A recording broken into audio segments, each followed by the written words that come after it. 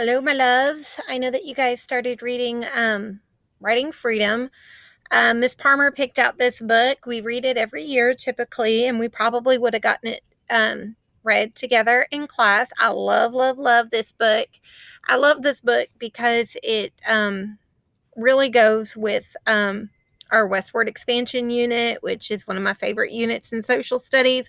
Also, I really like this unit because it's all about women's freedom and independence. And this book really, really goes over a lot of character traits. All right, so boys and girls, what I'm going to do is I'm going to go over just the first 3 chapters or so. And then I'll try to just post those every few days so that you guys can kind of check yourselves with the comprehension questions. Yes, I think the comprehension questions are great if you get them right. But really, what I want you guys to do more is I want you guys to be thinking about what you're reading. I don't want it to just be, oh, let's, story time with Miss Palmer and listen to her story, but then not really think and understand what it is she's reading. So really what I'm going to suggest to you guys is if you guys would start going and reading the questions before listening to the story, that way you are already kind of listening out and kind of keeping your mind, understanding and thinking about what's going on.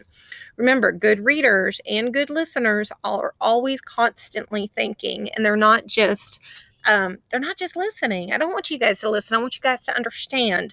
All right, so I'm going to kind of go through this, and we're going to talk about it. All right. So, what is the setting of the story? So, they didn't give an exact setting necessarily. You had to read it. So, for instance, you know that it took place in the countryside.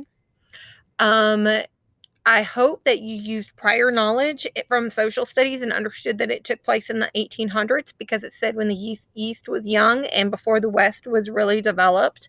And you guys know from westward expansion that took place in the 1800s. Also, part of the setting is that it says that it took place on a blustery evening during a storm because it talks about the lightning and the thunder. So remember, we have to use all of our setting evidence. All right. Who are the main characters? Well, if you're looking at the beginning, there's really not a lot of main characters. You have Charlotte and you have her parents, and then you have the doctor, and then the couple at the end. I'll be honest with you, the only real main character in the beginning is Charlotte. Okay, Charlotte is the main character, and she's the one that we're going to follow throughout the story. And what happens to Charlotte's family? Unfortunately, in the beginning, kind of starts off definitely on a sad note. And so you found out that her parents were killed. The storm made the horses scared, and so they kind of just went wild for a moment, and they ran off a cliff or off a hillside, and they hit a tree. The wagon hit a tree and then tumbled onto a rocky cliff. The parents were killed instantly, and Charlotte, obviously, she survives. So hopefully you're understanding. So understanding the beginning of the story is really, really important. All right, so let's move on to chapter 1.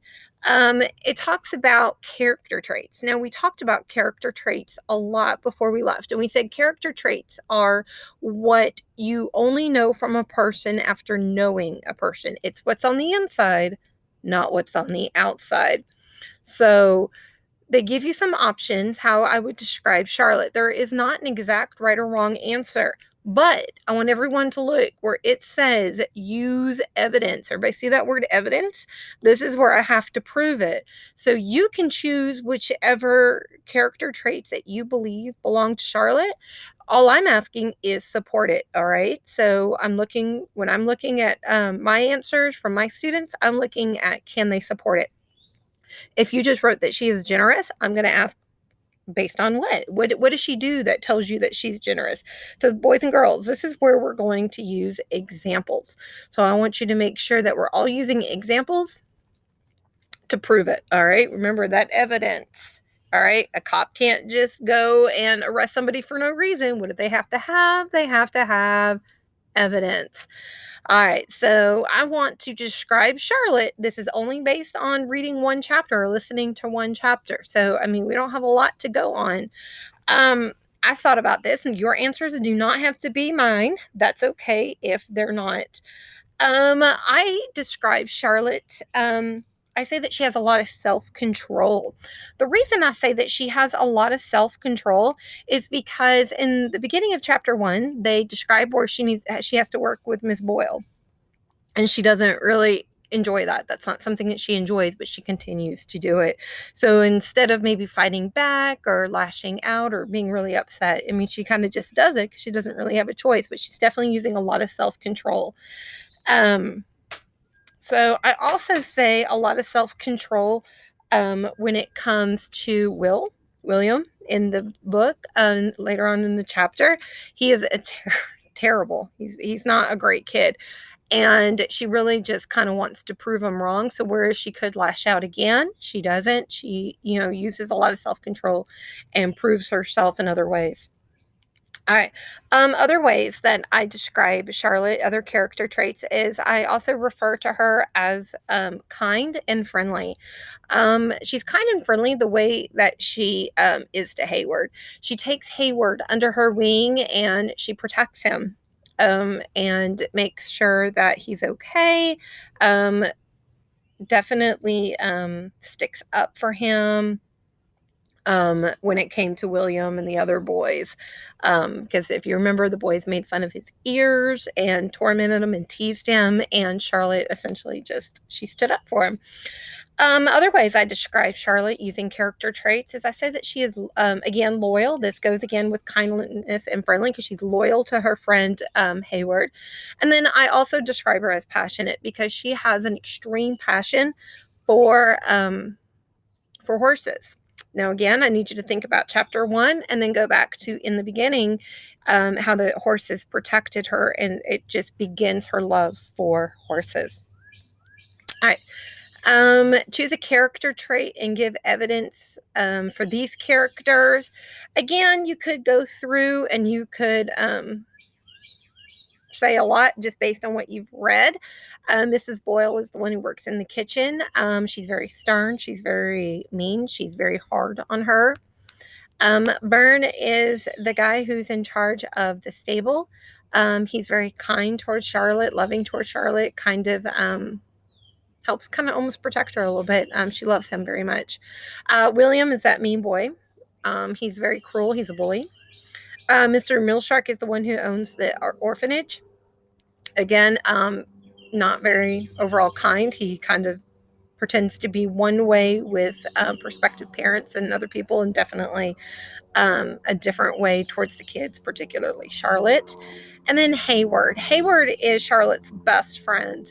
It's kind of she loves Hayward, and she enjoys being his friend. And Hayward is very kind. He's very gentle. He's a little more lower key than Charlotte.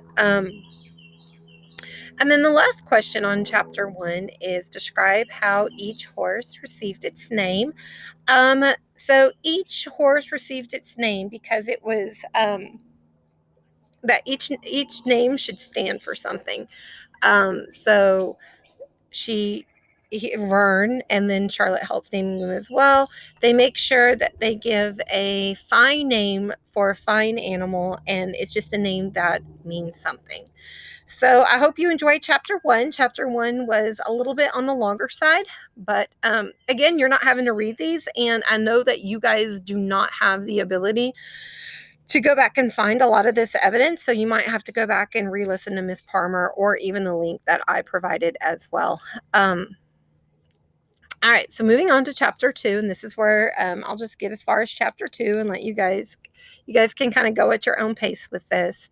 Chapter two, why has Charlotte never been adopted, and what trait do we see in Mrs. Boyle? What feelings does this give Charlotte? Okay, so we know that they're at an orphanage. An orphanage is a place where children live when they don't have a mom and dad.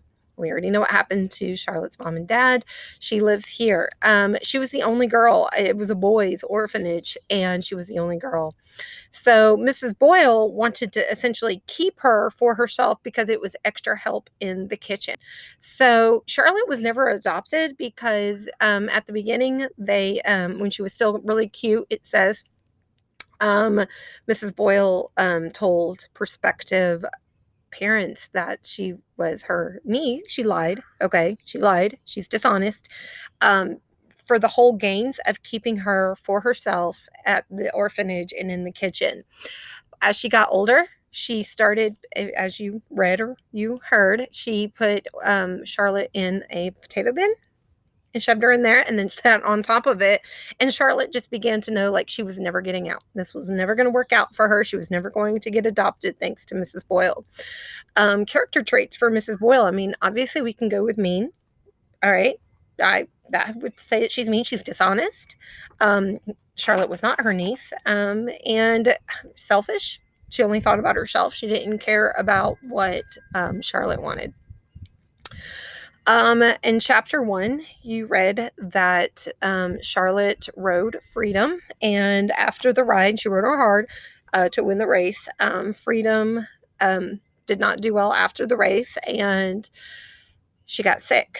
And then, but Charlotte didn't know she was sick, so before she rode her, and then in chapter 2, we do find out that she had an infection and she dies. And then on the last one, what bad news does Charlotte receive from Mr. Millshark and Hayward? So from Mr. Millshark, after learning that Freedom dies, she finds out that she no longer can work with the horses, which is devastating to Charlotte, as we've learned that she's very loyal, passionate, and loving towards the horses. That's her saving grace. That was what got her through each day, and it's what made her happy. She also learns that Hayward got adopted, and this breaks Charlotte's heart. She's happy for Charlotte. It's like a bittersweet moment. She's happy for him, but she's sad for herself because she's going to lose her only friend, and then she also can't see the horses. So definitely a really bad day for Charlotte. And what decision does Charlotte make after these two events? She decides that she's going to run away. So hopefully you guys continue to, read this book. I know I heard from some of my parents that you guys went ahead and found this book on Amazon. It is a great book to add to your collection. I really, really love it. And I know Miss Palmer really, really loves it. So I hope that you continue to read along, follow along, listen along, whatever it is that you are doing. I wish that I could give a copy to everybody. We have them in our classroom, but being that we're not coming back this year, I really, obviously don't want to go that route. Email me with questions. I hope you're enjoying it. Guys, don't forget, I'm not looking for one-word answers on these. I'm looking for complete sentences. Try to follow the RACE strategy. Restate your question, answer the question, cite some evidence, and explain. Do not give me an answer when it says give evidence, and give me evidence. Go improve it to me. If that means you need to go re-listen, then you need to go and re-listen. If you guys need help, I will help you. Each day I'll kind of guide you along these questions. Again, next time you guys listen, go ahead and look at some questions and preview it. And the links that I gave you the whole book. So essentially you could go and follow along at your own pace. Do not turn this in until it's actually correct and you have complete sentences and you're using evidence. And like I said, if you don't understand, guys, just email me, ask me, message me on Google Classroom, message Miss Palmer on Google Classroom. We're happy to help. All right, so hopefully, so tomorrow we'll get back on. I'll guide you through a couple more chapters. If I'm going a little slower than you are, you could always go back and recheck things that you've already done. And then, so that might just be a really good review for you. At the end, of course, you're going to be able to take an AR test. Please do not take the AR test until we've gone over all of these questions. All right, guys, I love you lots, and we'll talk some more tomorrow. Bye.